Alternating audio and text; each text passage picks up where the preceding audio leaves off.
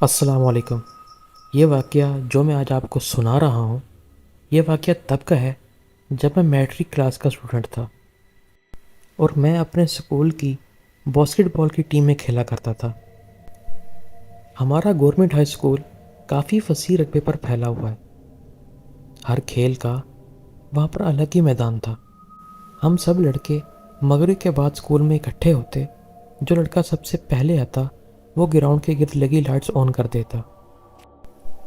گرمیوں کے دن تھے، دوپہر سے عصر تک بارش ہوتی رہتی تھی اور شام کو ٹھنڈی ہوائیں چلنے لگتی تھیں۔ میں نے مغرب کی نماز ادا کی اور اپنی باسکٹ بال اٹھا کر سکول کی طرف چل پڑا۔ مجھے سکول کے گیٹ پہ کوئی لڑکا نہ ملا۔ کچھ دیر انتظار کرنے کے بعد میں سکول کے اندر چلا گیا۔ جیسے ہی میں نے سکول کے گراؤنڈ میں پیر رکھا تو ایک پول کی لائٹ فوراً آن ہو گئی۔ یہ دیکھ کے میں چونک گیا اور حیران ہو کر میں پول کی طرف دیکھنے لگا اور آہستہ آہستہ ارد گرد کی سب لائٹیں آن ہونا شروع ہو گئیں۔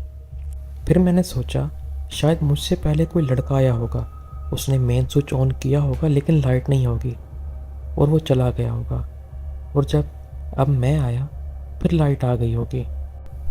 یہ سوچ کر میں نے اپنی پریکٹس شروع کر دی اور کچھ ہی دیر کے بعد مجھے لڑکوں کی آواز آئی۔ میں سمجھ گیا کہ سب لڑکے اب آ رہے ہیں، پر جیسے ہی وہ سب لڑکے گراؤنڈ کے بالکل قریب پہنچے تو ساری لائٹس آف ہو گئیں۔ ہم سب نے سمجھا کہ شاید لائٹ چلی گئی ہے، لیکن سکول کے باہر سڑک اور لوگوں کے روشن بلب بجلی ہونے کا احساس دلا رہے تھے۔ پھر ایک لڑکا آگے بڑھا اور پول پر لگے مین سوئچ کو آن کر دیا اور سارے بلب آن ہو گئے۔ لڑکا حیرانی سے بولا مین سوئچ تو آف تھا، پھر یہ بلب پہلے کیسے جل رہے تھے؟ ہم سب حیران کھڑے تھے۔ پھر ایک لڑکا بولا دوپہر کو بارش کی وجہ سے ہو سکتا ہے پول کے اندر اور بلب کے اندر ارتھ آ گیا ہو، اس وجہ سے ہو گیا ہو۔ میں اس کی یہ بات سمجھتے ہوئے چپ ہو گیا اور میں نے بھی لائٹس والی کوئی بات ان کو نہیں بتائی۔ اتنی دیر میں اور بھی لڑکے آ گئے اور سب نے اپنی اپنی پریکٹس شروع کر دی۔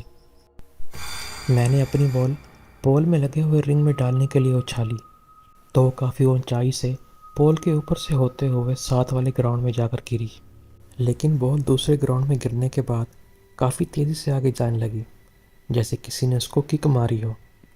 میں حیرانی سے بال کے پیچھے بھاگتا گیا۔ بال کافی آگے جا چکی تھی۔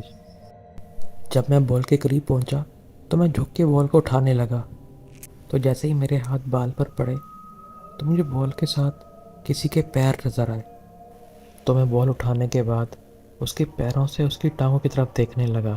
میری تھوڑی پوری اوپر ہو گئی لیکن اس کی ٹانگوں کا سائز ابھی ختم نہیں ہوا تھا۔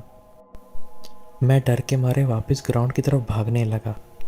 اس دوران میں نے مڑ کے کئی مرتبہ پیچھے دیکھا، مجھے صرف ٹانگیں ہی نظر آ رہی تھیں، لیکن روشنی میں آنے کے بعد جب میں نے پیچھے مڑ کے دیکھا تو مجھے کچھ نظر نہ آیا۔ تو یار یہ تھی آج کی چھوٹی سی کہانی۔ اگر تم لوگوں کو تھوڑی سی بھی اچھی لگی ہو تو یار میرے چینل کو سبسکرائب کر دو، میری حوصلہ افزائی کے لیے اس ویڈیو کو لائک کر دو۔